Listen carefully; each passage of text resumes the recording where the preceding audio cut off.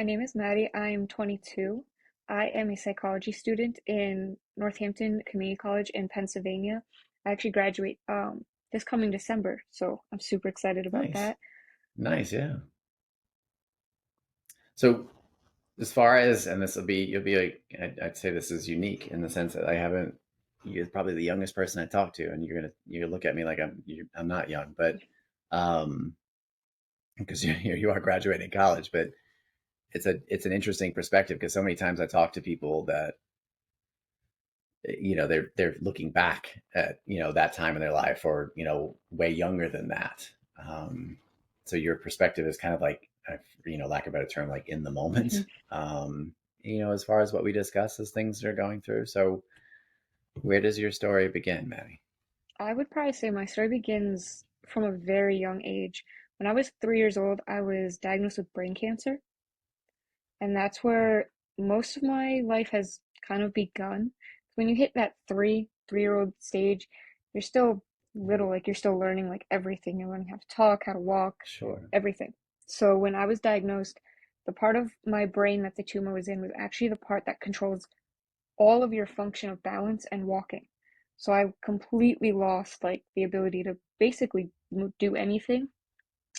And I was here in Pennsylvania, we don't have many good, where I was at the time, the hospital, we only had one hospital, and they had no resources really to be able to do anything, Yeah. which most hospitals probably wouldn't under short circumstances like that.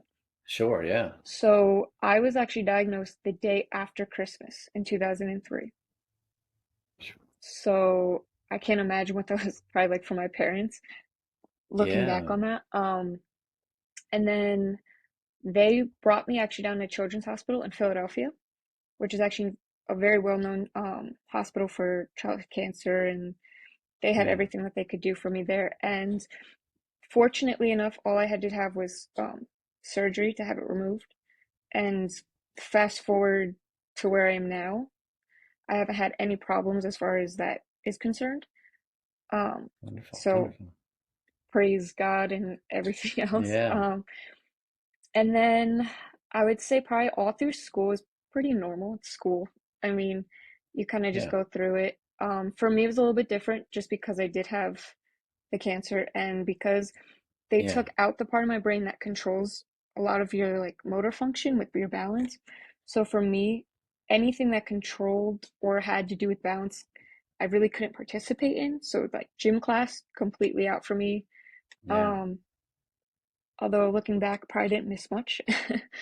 Right. I mean, So, especially at that, it's just like, running around, like, throwing balls right. and maybe some organized game here and there. Right. Yeah. That's a good way to look at it, though. It's very positive. I had some incredible teachers who I'm still in contact with to this day that were just like you're my like biggest cheerleaders through the whole thing. And then I had also teachers who told me that I wasn't going to graduate, I would never amount to anything. So it was kind of a balance between like especially in high school, because you kind of start and people are like, "Oh, high school Yeah. is horrible. This is what's going to happen. People get bullied." Honestly, I had more problems with teachers bullying me than kids. I don't think, Jeez. like, fortunately enough, I know a lot of people can't say this. I was never had an issue with my peers as far as students went. It was actually the teachers who Yeah. would take on to the aspect of bullying. So I think for a while I was kind of like, why should I listen to almost like authority since they want to just like Yeah. make fun Understandably. of you Yeah. for certain situations. And then once I started college, all of that kind of changed because I started realizing that people wanted you to succeed. Like Yeah. they saw your potential and your value to succeed, which was really different for me. And even Yeah. though I went to a community college, everybody there was from the same area. So you had things to talk about, you had things in common, but they were also kids you Yeah. didn't grow up going to school with, like in high school. So for me, Yeah. that's probably where I would want to say like my good part of life kind of started after that. And that's it's painful to hear too, that like, I mean, so I used to be a middle school teacher, wife and I both for like 10 years. And middle school is the worst time for anybody, but it's also a time of, like, I mean, for a lot of people that you remember that friendship or that experience or things like that. But to, and, getting to college, it might be challenging, but most people like welcome that as far as, being able to think on their own and be on their own, but here you are saying that that's where things started. It's like, it's painful to hear that, from the teacher perspective, former teacher, but at the same time, there's no part of me that, like, hearing that was like, yeah, that's not right. Like, teachers aren't like that. And but they are, Hmm. and maybe not even directly, but I can't tell you how many times that I had, at least, for me, and my wife and I taught same kind of, same age group and same teaching philosophy, Montessori, but we had two different, lives when it came to that. But I can't tell you how many times I had people, kids being coming into my class. So seventh and eighth grade is what middle school is, right? And you had like rising seventh graders, and sometimes it was a teacher, that the kid had, then, first, second, third grade or whatever, or sometimes it was like that teacher, that I currently have, that was telling me, like, Charlie's, coming in. Charlie's a lot to take care of. Like, he's going to be difficult, and like listing all these things that they did wrong. And I'm like, did you check out on them already? And for me, like, hearing that was like, well, great. Like, I can't wait to meet Charlie. And not because I was ready for the challenge, because I was like, I can't wait to actually like get to talk to them and get to know them, where it seems like you just wanted to know the fact that they had a day that they didn't, perform the best, or, acted that way. But so I can't disagree with you. And I mean, that's terrible to say, but yeah. So then fast forward. So where we're at here, you said that that's where, I mean, life basically began. Hmm. So go from there then. So being when I started college, I didn't necessarily have a specific plan, which I don't think a lot of people Yeah. do, especially when you No, and you first shouldn't. start. So I kind of went through like testing like some different areas, seeing what I liked, seeing what I absolutely did not like that I thought I would like. Um, Yeah. and then I've always loved psychology. I just didn't know where I wanted to go with that. So I ended up having my gallbladder removed. So I actually was about 2 years ago. So I was actually out of pretty much being able to do everything after that surgery for like about a week, 2 weeks afterwards. And I remember finding, because I was home and I remember just being online in between schoolwork and everything else, I ended up finding like a video of old Marine. And he was talking about his mental health and how his mental health is so much worse after he talks to his therapist. And for me, Hmm. that hurt because as a person who absolutely loves to help people and hear people out and who is a huge Yeah. advocate for mental health and everything, especially like because I have anxiety, I have depression. So for me, it's extremely important. And so for me, it hurt because like they give us so much and they don't get anything in return and they never ask. Yeah. So I actually did some more research into that, and through him and actually I actually was able to get into like communication with this individual, and through that we actually formed like a very nice friendship, and Wow. we have actually talked, and he's been very like very good in like advice and like guidance. So now my goal is to actually work with trauma and PTSD within the military community. So that's my And next no, step. and no connection, like, as far as like, that's it. Like, you saw this video. No, maybe family members that, like, been in, seen, like, war, things like that. But as simple as that, the connection and like the desire to help people in that capacity was just, you saw this one individual Yeah. struggling in that Yeah, way. it was like this strong, like, it was almost like an overwhelming feeling where it was like, you probably can't reach out and necessarily help him specifically, but you can help others so they're not in his specific position. Yeah. And as far as like family goes, I mean, I've had family members in the military, none that fortunately have ever had to deal with any like lasting effects from being in the Yeah. military. But the majority of my high school class either went to college or the military. So the military was a very pronounced, Yeah. because in my school, they were like, you either go to college, but if you don't, look into the military because you have no They go other, this way. it kind Yeah. of made you feel like you didn't have an option. So for Yeah. us, the military was like you basically, it was college or the military, so you kind of chose your path. Yeah.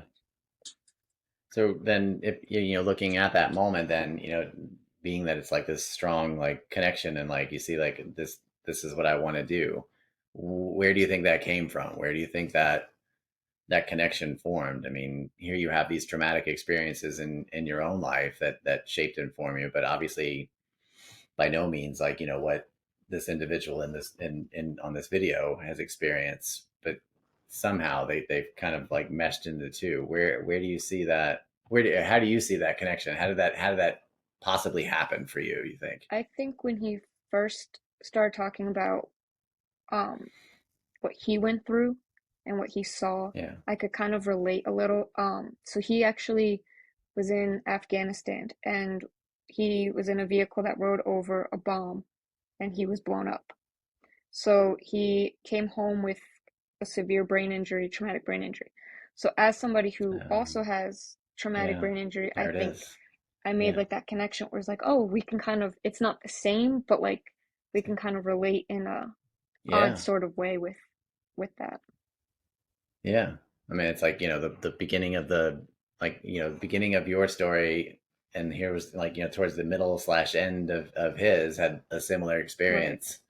And, how do you connect with that? And to me, like, that's what this is all about. Right. I mean, when it comes to, what we struggle and what we deal with, that we're all connected in some sort of oneness, so to speak. And how do you turn that shared struggle or shared experience into something that you can really make a difference with? So then what do you see yourself doing? What would be your like dream end goal for graduating and eventually getting a higher degree in this and helping people? That what would be your dream end goal for all of it? That my dream and goal would be working at a VA specifically with the military one-on-one. Yeah. And I mean, I laugh for, excuse me for lack of like knowing like that. Is that like a whole? I mean, anytime I hear like hospital and VA hospital, like it's like one specific, and maybe just like anything else with mental health, like maybe we'll talk about that, but Yeah. unless it's severe, and like then you see it on the news for the worst end of the situation. Is that like a whole So like you have department your, or because area? a lot of times psychology is considered a medical field, Yep. because it's a science. But as far as the VA goes, usually like you have your medical side where it's like physical um Yeah. elements or illnesses, because once you're in the military and then like after, like when you're released, you basically report to the VA for all your medical needs because all of your doctors and insurances through the government and the veteran affairs Sure. offices. So then aside from like the hospital part, they also have a mental health section that's not, it's kind of part of it but a little bit more like separate. Um Yeah. so like it's still within the same building depending on the VA because every VA is different depending on your state. But for the Yeah. majority part, it's usually one and the same. One and the same. Does it seem like it almost is taken a little bit more seriously because it like these individuals have been through like the most traumatic situation possible? I feel like for a human being, do you feel like the VA hospital or like hospitals like that, for lack of better, like rather than just lump it into them specifically, do you feel like they take it more seriously, the fact that somebody's struggling with their mental health, or does it feel like it's just the same as if you went to your local therapist or online therapist or whatever the case may be? Unfortunately, it's pretty much the same, if not worse. Same. Yeah. I think that a lot And of that's times crazy, mental right? health, no matter who you are or your background, really isn't taken seriously until Yeah. it unfortunately sometimes gets to the point where it needs to be taken seriously. Yeah. And then at that point, there's not much you can really, unfortunately, do. So I think for when it comes to the military, I think people almost look at it like, well, you were in the military. Like, you shouldn't have that Yeah. problem. You did this and you were tough. And I think people just get the wrong, like, image in their head. But Yeah. at the end of the day, they're still human beings and they still have emotions and Yeah. everything. And he went through, I mean, and I feel like that's the one that like when you hear it, you're just like, oh, and at the same time, hear it and know that like the PTSD came from the fact that you were in the military or served in the armed forces in some way, shape, or form. That it's like, oh yeah, okay, I don't really take mental health seriously any other day, but like I will with this Right. one. So it's interesting to hear that like it's still, even though we unfortunately like put a label on that one, that I feel like that label is the most taken the most seriously out of all mental illnesses Absolutely. because of the fact that you can see that, oh yeah, I understand that they were in overseas in war, and of course they have this and this going on. But to hear that, at least from your perspective, it seems like it's no treated no differently or viewed at no differently. I mean, it speaks volumes, Yeah, right, to the absolutely. to how much we still are behind, and what we need to understand. um So looking back through, your journey from age 3, like on the way till now, um, what would you say is the guiding light, the advice that you take with you almost every day to keep moving forward, keep finding a reason to do this, to help other people and be with other people through those Yeah, struggles? so kind of interesting because we just did a project in my interpersonal communication class, actually very similar to that question. So my entire life, my mom always used to, I grew up watching like Disney movies, like The Lion King is my number one all-time favorite movie. So my mom, All right. when after like my brain surgery and everything else, when I was trying to relearn everything, they would use Yeah. things that I was drawn to try to teach me because they realized that that's how I was gonna remember. And I would, and Sure, at sure, three, sure. nobody, when you're 3 years old, you don't really have the attention span to just sit there and have things like lectured at you all the time. So you don't really Yeah, care, even when you're in a hospital. yeah, So for me, my mom found different ways that helped through music and different things like that. So yeah, my entire life, even up to today, my mom she uses a quote from the movie, and the quote is, "Remember who you are." And it's what Mufasa tells Simba when he's talking to him yeah. in the one scene. And when I was younger, I used to be like, yeah, okay, sure, whatever, because it didn't register like it would now. Yeah, it's just a cartoon, guys. Right. Like, And now sorry. that I'm older, I look back at that and I'm like, she's right because everything that happened in the past is what made me who I am now. So for me, even though Yeah, people be like, oh, that's horrible, like, I can't believe you did, like, went through that. I'm like, it's okay though, because it's what life had in store for me. So I think for me, when I look at what I want to do now, I'm like, when I look back and I remember everything, and I'm like, I can help people because I'm still here. Like that's what I feel like I was meant to be able to do. So that's how I would cool. associate that. Oh,